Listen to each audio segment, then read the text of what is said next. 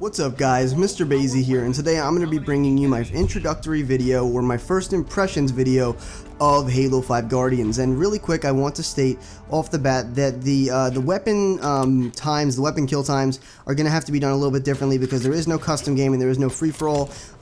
There will be that video coming shortly. I'm not going to delay it. I'm not going to, postpone it or even cancel it. It's going to be up, but if you want more information on that, go check out that video and you'll see the full way that I'm going to be doing my testing there. Alright, with that being said guys, we're going to move on to how I feel about this game right off the bat. So Halo 5, I had really high hopes for this game, and it might sound right off the bat that, hey, he doesn't like this game, but oh my god, this this double was crazy right off the bat. I really hope you guys enjoy that because I was flipping out. I really wish I had my face cam on there because you should have seen my face. But, this game, I had such high hopes for this game, and I'm so happy that they are being realized because, honestly, the maps are just like I thought. I did a video on this because I was so confident that these maps were going to be great. Just seeing the maps, seeing the different angles, I was able to get a pretty good understanding just from the images alone of how the maps were laid out. As I thought, Empire, I really didn't think I was going to like it that much. I knew it was going to be good. I knew it was going to be a good map to play on, but I really didn't think that I was going to have this much fun. Honestly, I'm having a bit more fun on Empire than I am on the remastered midship.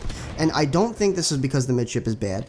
I think it's because for someone who's played Halo as long as me, to have midship changed in, I wouldn't say a drastic way, but have it changed enough to the point where you need to kind of reestablish your bearings with the map. I found it kind of difficult to kind of get my bearings and know where I was going and things like that. I generally understand the layout of it, but some of the jumps are a little different. Some of the angles are different. There are different places you can hide, different places you can jump now with the different additions that they've made to the map, which I like. I do like them, don't get me wrong, but like I said, for someone who's played as long as me, generally the other variations of midship that I've played have only gotten better in graphics and really haven't changed in terms of the layout of the actual map. So for me it was a teeny bit difficult, I won't lie to you guys, and I'm slowly getting better at it. I actually don't even have an hour's worth of gameplay in yet, but I can already tell guys, again, this is supposed to be an initial impressions, that this game is really living up to what I thought it was going to be. In my first gameplay, actually, if you guys haven't seen that, I'll link that in the description. I believe it's in the end of the video as well. We'll see. In that particular video, I pretty much single out. Excuse me. That the sound in Halo 5 Guardians is outstanding. I mean, it really surprised me. I didn't think it was going to be that good. I was actually, I'll be honest with you guys, in Halo 4, I was really disappointed with the way the BR sounded. In this, I gotta say, it's a better starting ground. I think it could stand with a bit more bass. It could stand with a bit more power sound to it. But it's definitely a good start. But in terms of the maps, guys, it really is saying something, because I do enjoy the way the midship plays. I do need to get used to it a bit more, but I love the way the new midship plays. Really, really competitive map, as always. It seems like it's just going to improve from here. The only thing I could say that's probably negative, because I don't want to give a perfect review here, is that the map was a bit dark. That's really the only complaint that I have, and it's not really a complaint because if the map lighting can easily be changed, I would assume. Generally, the map layout is something that's a little bit more difficult to do because you have to kind of change other things to make them correspond, or to balance them out. But I enjoyed the map layout. I just don't really understand it quite yet. But I am getting better, like I said. I do think it's a bit dark though. I found it it was a teeny bit hard to see some areas, especially the blue team, for whatever reason. And I have a fairly bright lit monitor that I play with, so it's not really, I wouldn't really attribute it to, the monitor or the panel that I'm playing with, but rather the game. Now, this isn't really negative, it's just something that I kind of felt needed a teeny bit of touching up.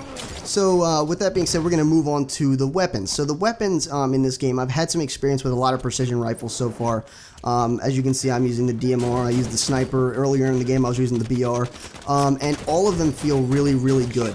Honestly, the DMR it shoots really fast, just like it did in Halo 4. I'm going to have to get to that testing to see whether or not the DMR is actually better. But actually, I'm having a lot of trouble hitting my shots. I apologize for the phone. I'm having a lot of trouble hitting my shots because I am a PC gamer as well.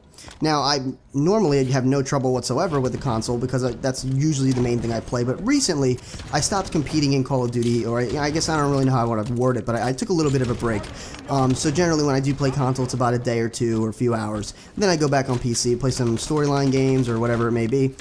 So it's really what's attributing my next statement, I think, is really based off of the fact that I'm just getting more, I'm kind of reestablishing my my relationship with a controller. I'm kind of warming up with the controller, if you will.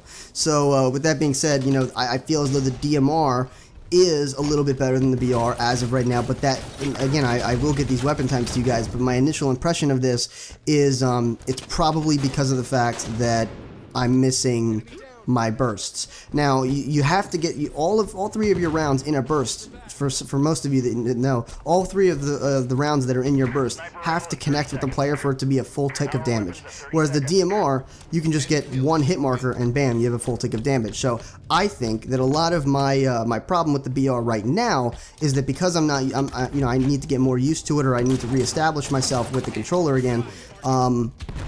Is mainly because I'm not fully hitting them with my burst. I'm probably missing like one bullet out of a burst every here and there, and it's messing me up. Even when I think I have some 4 shots, and I do have some gameplay of this, which I will slow down in probably another video.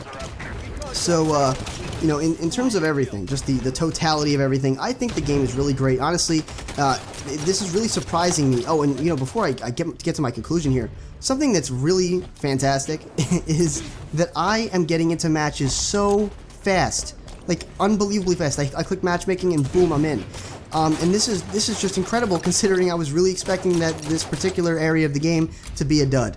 I really did think I was going to have to give the game some marks here, but I vaguely remember them saying they were going to do dedicated servers. If this is true, then honestly, it feels great. There's no discrepancies in my shots. There's no discrepancies in terms of people jumping around the map, or in terms of connectivity, or even matching with other people.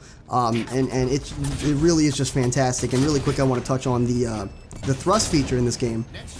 I find it to be, at first it was annoying because I didn't really utilize it. Now that I'm utilizing it more, I find that it's very beneficial, and it's a cool little thing to have in there. And as the gameplay wraps up, I am going to have some of my first gameplay on Halo 5 Guardians in here to fill up the gap because I want to keep talking.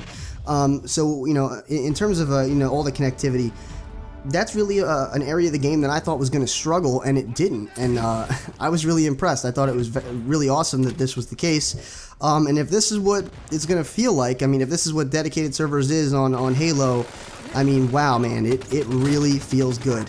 And like I said, I don't even have an hour played. I probably have just under an hour.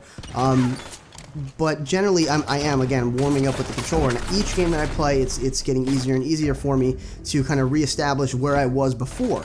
And now that I'm kind of getting to that point, I'm fully, enjoying the game, and it really does feel awesome. So if you guys haven't checked this game out yet, maybe you've got a friend you might want to borrow it from, or maybe you might want to go over their house and check it out, because it really is at least worth checking out. I know a lot of people, both in terms of the YouTube community and in terms of my personal friends, that really don't like Halo, but they tried it out anyway, and they absolutely love it so far. And it's the beta, guys. It's really, I mean, they have a year to make this, so it's really saying something. It's really outstanding that the game is at this point in time. And honestly, I kind of wanted to do some more negative reviews because I didn't want it to seem like I was biased, because I'm really, if the game is bad, the game's bad. I'm just gonna say it right out. But honestly, it's looking pretty good so far. Now again, this is initial impressions. I'll have an overall impressions video once the beta has kind of concluded. I might even have an intermediary kind of impression somewhere in the middle of the beta, so to kind of bring you guys more updated information, my evaluated thoughts over the course of time. But generally, right off the bat, it seems like it's pretty good. I know I probably missed something, but I'm going to have a bunch of different content on this. Of course, the weapon times are going to be coming, and I'm going to take this moment in time to actually introduce a new thing that I decided to do, which is generally how to get better at Halo 5 Guardians. And a lot of these tips that I'm going to be explaining in that series, or that series of videos, is generally going to be able to be used in other games such as Halo 2 Anniversary. When this game expires on January 18th, I believe. Anyone that goes back to Halo 2 Anniversary is going to be able to utilize these tips, or some of them anyway, most of them, I should say, and really improve their game. So I'm really looking forward to that, to bring it to you guys, because I really think it's going to help even the most basic or even the most skillful player help get better. And I don't mean to say that I'm some sort of master, but I do realize that over the course of time, some of the basic tactics do kind of get lost or ignored by some of the people that have mastered the game. And I'll actually give you guys a personal example of that for myself in that particular video. So rate the video what you think it deserved, guys. I really hope you do enjoy, or I hope you do enjoy. I hope you did enjoy the video, because I really had a ton of fun playing these games and putting this together for you. But like I said, rate the video what you think it deserved. If you'd like to become a Sage in training, make sure you subscribe today. This has been MrBayeasy, your favorite Sage, and as always, I'll see you in the next video.